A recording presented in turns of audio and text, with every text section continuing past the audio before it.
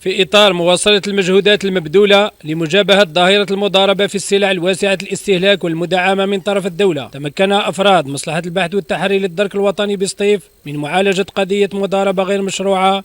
العملية جاءت بناء على معلومات مفادها وجود شخص ببلدية عين الأحجر يتخذ ورشة سرية لصناعة منتجات تغذية الحيوانات، حيث يقوم بخلط المواد المدعمة والموجهة للاستهلاك البشري لغرض تصنيع وتوظيف مادة الأعلاف الحيوانية التي تحتوي على مكونات فعالة لتسمين الحيوانات.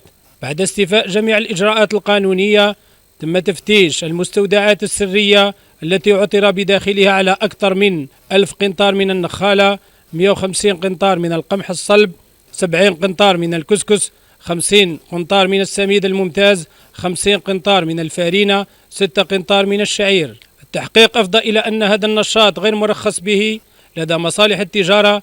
العملية مكنت من توقيف شخصين وحجز 3 آلات لصناعة وتوظيف الأعلاف التي فاقت قيمتها الإجمالية 1 مليار سنتيم.